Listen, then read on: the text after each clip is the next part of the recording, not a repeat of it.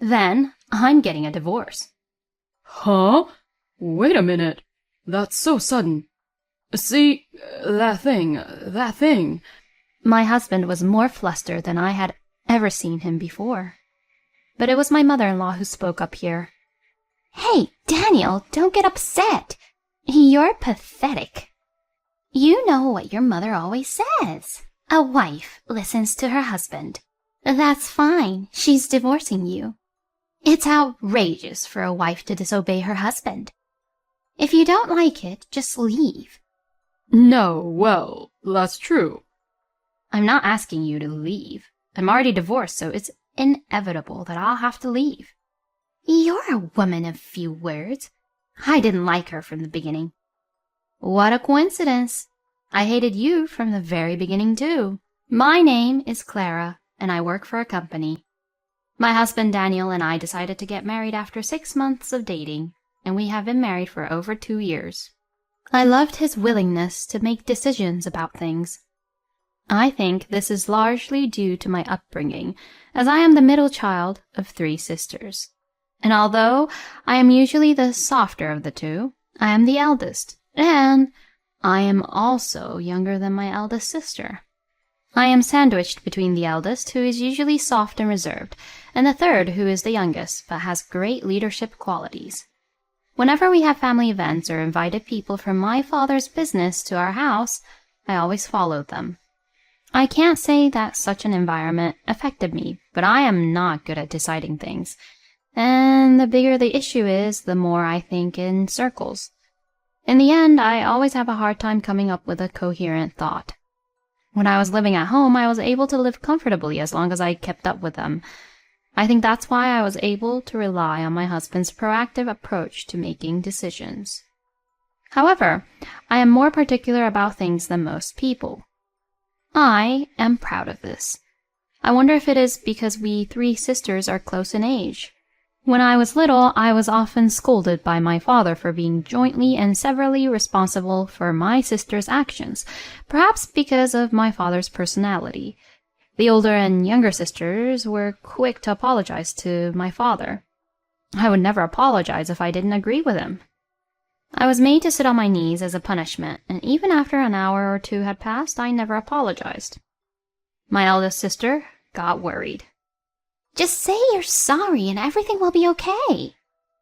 She would say that in front of our father, and he continued to get even angrier at me. I caused a lot of trouble to my eldest and youngest sisters because of my persistence. Now it is one of our family's funny stories, but to put it simply, I would like to say, I leave it to others to make decisions, but I agree with myself. I am the kind of person who leaves decisions to others, but stubbornly refuses to agree to anything I don't agree with. My husband is a very special person who fell in love with me and asked me to marry him. Since my husband and I got married, our life has been peaceful.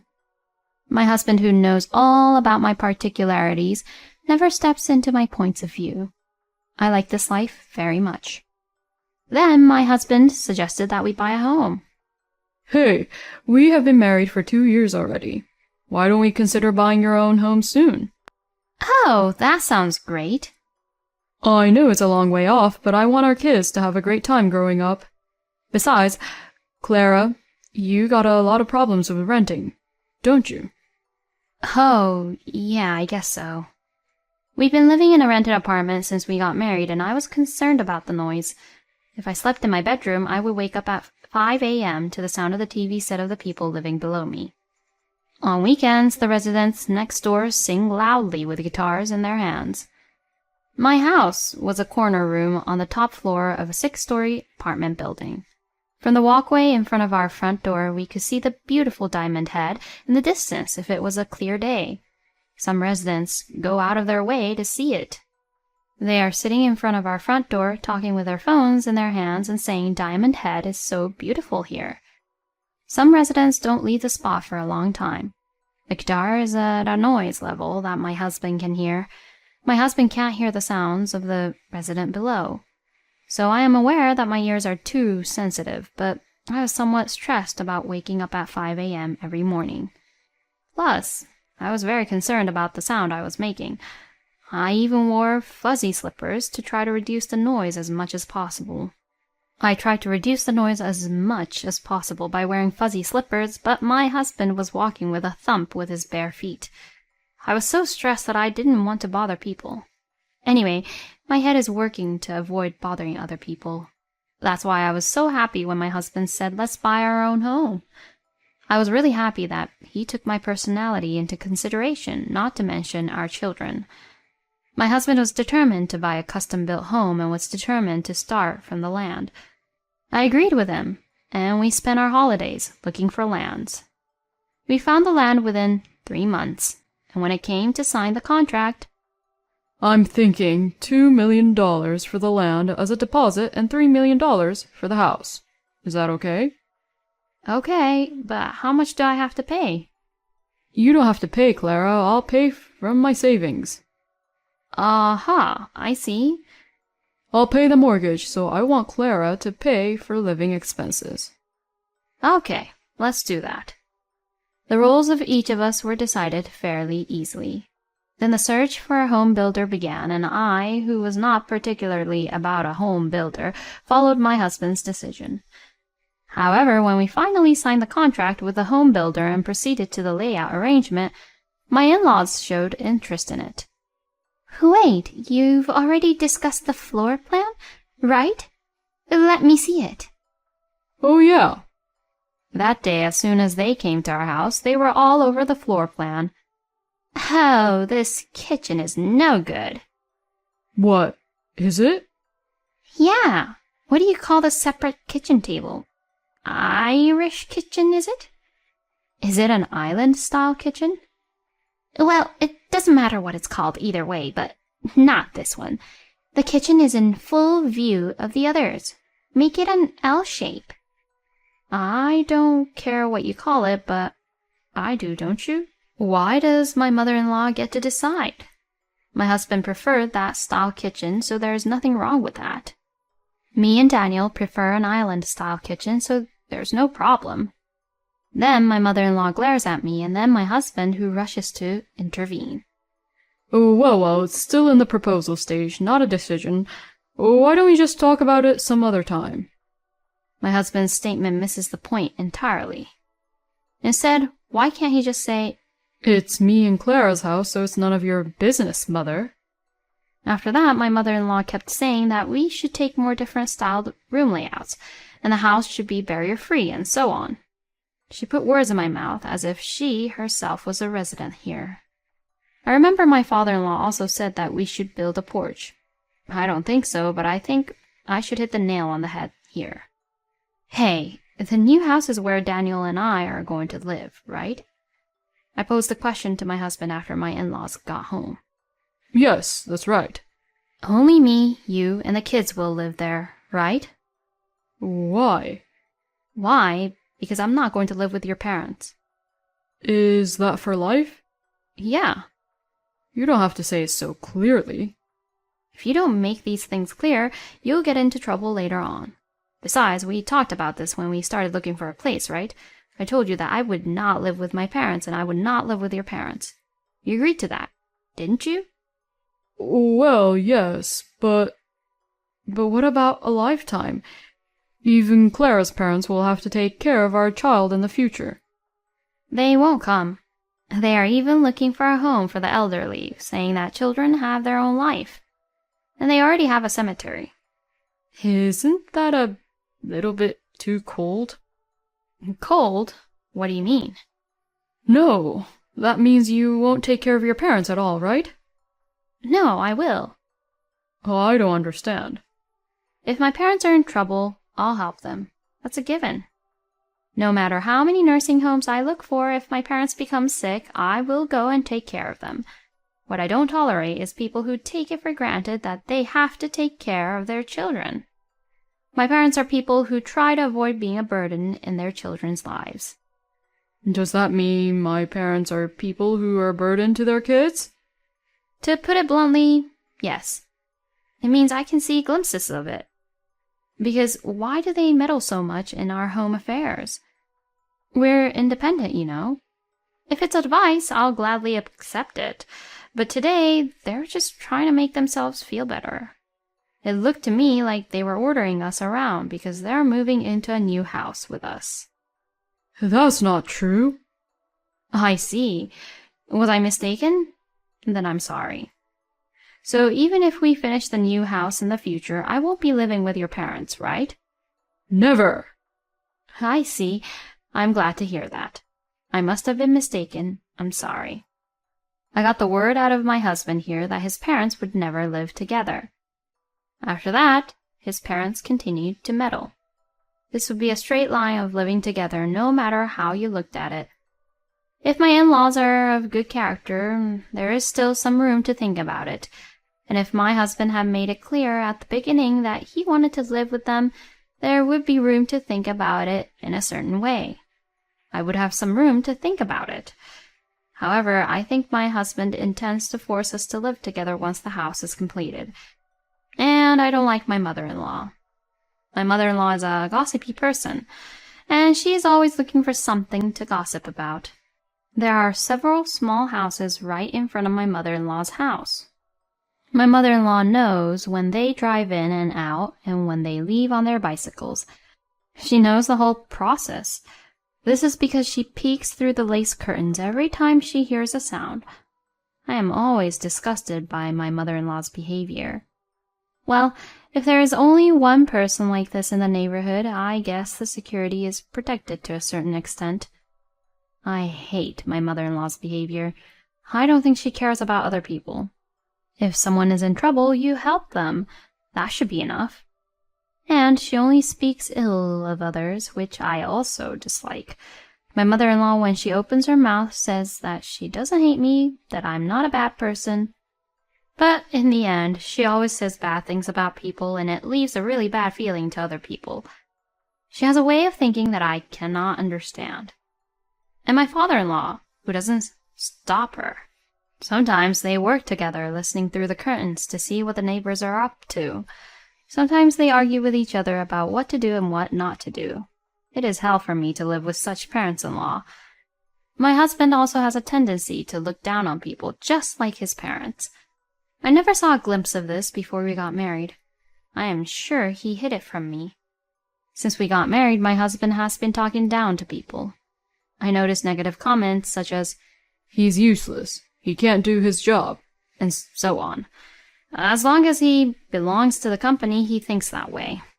However, it is the company that has decided to hire these people. We have nothing to say to them.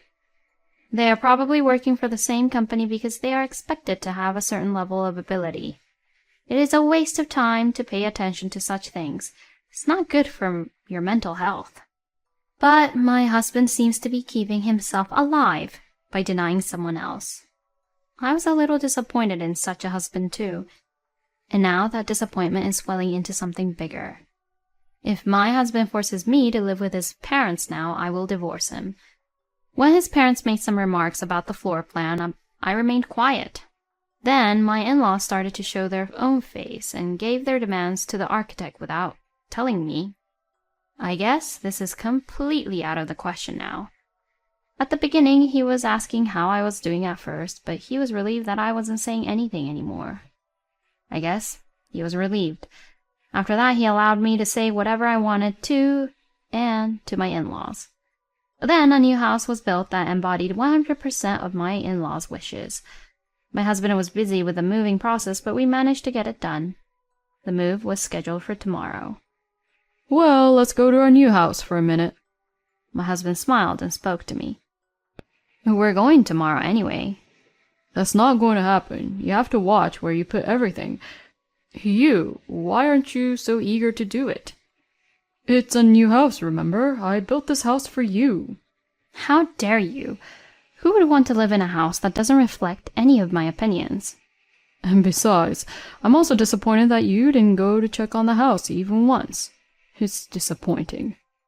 "Because I'm not interested." "Huh?" "I'm not interested in a new house." "Oh, come on. Don't say that. You're making me angry." My husband is quite excited about the new house, and I'm down in the dumps. "Anyway, let's go." If this is the way it's going to be, I'll go. And when we arrived at the new house, we found that our familiar belongings had already been moved in. Ah, I knew it. Then my husband ran up the stairs and brought his parents who were waiting for him. My parents are coming to live with us today. Okay? He said that? He really said it. Yes, then we're divorced. I still had about a micron of hope. My husband would keep his promise to me, I thought. This was a faint hope. I had nothing more to wonder about, but I decided to keep an eye on him for a while. Hey, Clara, why are you being so quiet?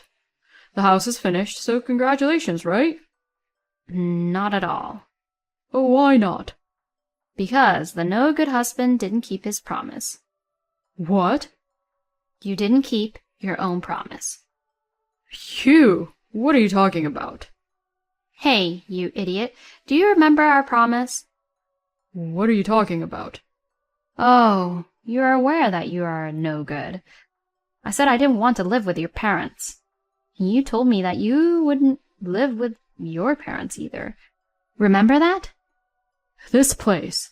This is the house I built with my money. So what? I decide who lives in that house. Oh, so? I'm the one who decided to move in with my parents. You'll have to follow that. So your promise to me was a lie? Yes, I did. Because if I didn't say so, the house wouldn't be built. Well, I don't understand what you mean by the house won't be built. So you lied to me when you said you would build a house for me? No, it's true, I like you. But my parents are important too, so I'm sorry. I see. Clara, yes. Then I'm getting a divorce. Huh? Wait, that's so sudden. See, that thing. My husband was more flustered than I had never seen him before, but it was my mother-in-law who spoke up here. Hey, Daniel, don't get upset. You're pathetic. You know what your mom always says, a wife listens to her husband. That's fine, she's divorcing you. It's outrageous for a wife to disobey her husband. If you don't like it, just leave. No, well, that's true. I'm not asking you to leave. I'm already divorced, so it's inevitable that I'll have to leave. You're a woman of few words. I didn't like her from the beginning. What a coincidence. I hated you from the very beginning, too. Just one last thing. Do you think you can pay the mortgage on this house with just Daniel's income? Huh? I knew it. You're mistaken that Daniel's income is enough to make it work. This house is in Daniel's name and the loan is in his name. He's borrowing the full amount calculated from his income. If we pay the loan with his income, who is going to cover the living expenses? Daniel also seems to have forgotten. It was me who would make the living expenses. You guys are already living on pensions, right? Poor you. You could be living in a new house. But you're going to have to pay for 3 people's living expenses with your pension. I'm sorry to hear that. No, Daniel. What's going on? You said you weren't going to collect a single penny from us. That's, well... Well then, it's no longer any of my business, so I'll be going. I left the place gallantly. The next day's move was actually already arranged so that only my belongings would be sent to my parents' house. I didn't want to give up hope about my husband until the very end, but given the reality of the situation, I think this was the right decision. After that, my husband and in-laws must have understood the reality of life not standing still in front of them. They came close to me afterwards, but their idea was to live together. There was no way I would accept that. But that is not the important thing. It was that they neglected me in favor of their own ideals. Besides, my personality is such that what I decide is unwavering, no matter what anyone says. In the end, the divorce took 6 months, but we managed to finalize it. After that, the newly built property seemed to have been given away, and less than 2 years after its completion, it was listed as an auction property. It seems they couldn't pay the loan after all. It's only natural, isn't it? Because I was calculating the money with 2 horsepower. I work for a real estate company, so it is one of my daily routines to check auction properties every step of the way. It was a relief to see that house come up for sale. I feel like my divorce is finally settled. I am currently building my own home. I'm single and building my own home, which smells like I'm going to be single for the rest of my life, but I'm fine with that. I am very particular. I'm sure that marriage will not work out for me. I will continue to enjoy being single.